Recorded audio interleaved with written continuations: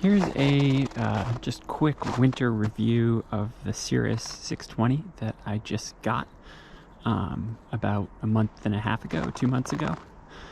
As you can see here, it looks pretty good. It's a little shorter than the truck camper I had before, a Rogue. So aesthetically, it looks a little strange on my 8-foot bed, but you know, I think it works. The thing I've noticed is it really handles much better. I don't have sway like I did before with the tie downs that use these fasteners down here. Actually, the tie down system that goes into my bed really works quite well. So I've been very impressed by that. It doesn't shake around. I don't hear squeaks. It just is on the truck. It still handles like a truck that, you know, has 1,500, 1,600 pounds on the back. But it's not a strange one. And this review, you know, there are a lot of walkthroughs. I was thinking this walkthrough is sort of focusing around winter camping and ignoring all of, I guess, the obvious mods that you see here, like the solar panels on top, on front, antenna, etc., etc. I'll do that in another video. This is just purely talking about it in winter. So you can see on the outside, it looks pretty good. This one window back here is the only one that doesn't have 2 panes, so it frosts up pretty good. But these generally stay pretty, you know, frost-free. You can see there's a little condensation there, but it certainly is not frost. I don't think you're going to quite see it in the video, but the one thing I've noticed is that the front right will definitely have some tree branches come into play, so I really have to be much more careful than I was. So I made one scratch in it before I really started to think about that. But yeah, in terms of winter camping, it works pretty well. It's good that there's room on the side for, you know, skis, which for me is important. It does tend to get pretty dirty on the back. It definitely seems to like to suck dirt down in, even more so than my other one. So something to note. But with the bed, there's more than enough room to close it and then secure the skis inside. That was sort of the main concern because that's what I use it for. So let's hop on in and sit inside.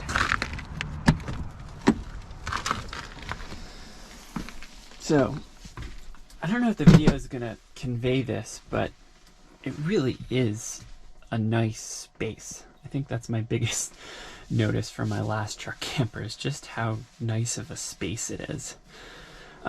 Right here, you know, sort of ideal timing. You've got the light coming in. It's morning light. You'll see the windows are really big. Like this bed area is just really nice, and it stays pretty warm. I think the big selling point for me for buying this was the all-day heating system, and I have no regrets. I mean, it really is a gorgeous little heating system that helps me out. I mean, here to have it at 65, it is just keeping it totally level at that temperature. So, you know, I really think that that's the key selling point for me. Is I definitely made it work before, you know, had plenty of down blankets and whatnot, but being able to keep a constant temperature quietly is absolutely delightful. So I think it's not totally silent. Everybody says it's totally silent, but I guess maybe it's my hearing or whatever it is, but you hear it. It's actually down in back here. You'll hear it start off, this sort of rumble. It actually sounds like a truck pulling in next to you. Very faint. Certainly not enough to keep you up. But it's not totally silent, but you know it's happening, and you can sometimes hear the coolant gurgling a little bit, which might also be a sign that I need to bleed it. But overall, pretty happy. So, focused around winter camping, you know, I was curious how good the insulation would be, because there's always that, you know, condensation. You build up a lot of condensation winter camp, you know, that because the warm air holds so much more moisture than that really dry cold air outside. And you can see this morning it's getting much warmer. Before it was 10 degrees when I camped out last night. It was 10 to 15 degrees. So, and that's a mod that I did. I guess I can talk about that later. But it keeps it nice and in even temperature and warm. So really love these big 2-pane windows. I mean, they just work so well. It's really impressive. You know, you put your hand here and you feel, well, I guess this is in the sun, but even when it's not in the sun, you know, you feel nothing. It's not like where even in a house you'll put your hand up to something and it's drafty. Then I guess as far as winter goes, you know, it's each person has their own, but you can feel the heat coming up through these vents here. It's quiet, it's effective, it's no drama. Really appreciate that. I have a 2022 model, bought this used, but it has the smaller fridge and then the room down here and then this little spice cabinet, which is nice to have. So actually glad I was able to get this and have that storage room versus the bigger fridge. I'm not really like hardcore boondocking totally off the grid, so this fits my needs perfectly. Only other note, you know, when in winter, you can see it's frosted up a bit here. I can't really show it that well, but you have to wipe this down. You know, this seal here isn't perfect. I actually think I might see if I can replace it, but you'll get condensation here. You'll also get condensation up in here, you know, that you have to wipe down every morning. And then more of the biggest thing is the condensation up under the bed. So, you know, you can see here that where that aluminum or metal frame comes through, it just attracts condensation like nobody's business. The Froily definitely works, but you still need to air it out. I have fans that I use to get air circulating under the mattress to really try and carry out that moisture.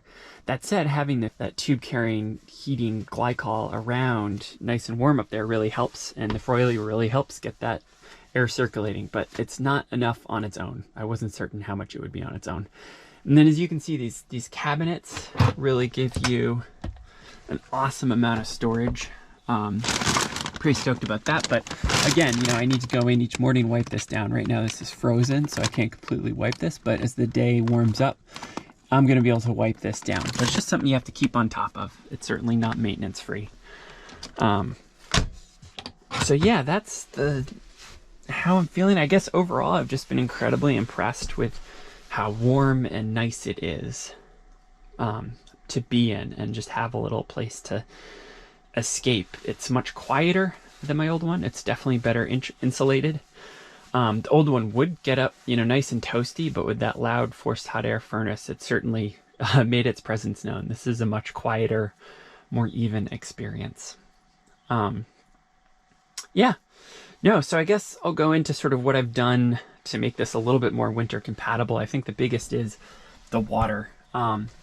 Right now it's actually empty. I need to refill it, but I have a portable shower that I've taken out the microwave. This came with a microwave. I took that out and then put this portable shower in here and then have this so I can go down to the sink. So I don't have to, I can, you know, fully winterize the system. This is all winterized and not fill it up, you know, when I don't have to, and not be worried about it freezing, because I don't use this all the time. So want to make sure it can freeze without me worrying. So having this water system here is great.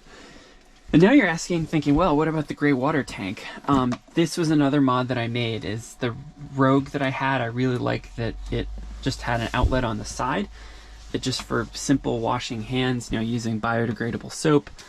Not too concerned about environmental impact. I'm not doing a crazy amount, but really worried about emptying into a gray tank that then I have to find a place to empty. It is certainly not a black tank. And that was a big concern for me for winter camping, because again, I'm not going to be able to keep this warm all the time. So that was the kind of biggest mod I've made for winter, was repiping it. So instead of this drain going into the gray water tank, I don't know if you're gonna be able to see that with light, I actually bought a cheap RV drain here that goes out and actually vents out over the side. So it vents out over the side of the camper. So again, it's not something you're going to be doing a crazy amount in, but just for simple hand washing, very, very light dishes, it works quite effectively. So yeah, so I think overall the impression is that of a great place. I use mine to work remotely.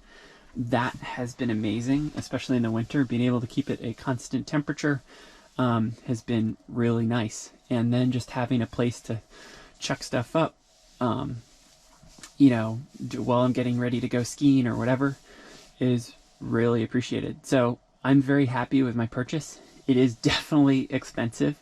I would not have bought it if I hadn't have found a very good deal on it. So that's, I guess, the biggest consideration is this costs money. And it still is not totally free. You know, you have to wipe it down. You have to make sure that you're not building up too much moisture. So Cirrus 620, incredibly impressed. It's really beautifully built.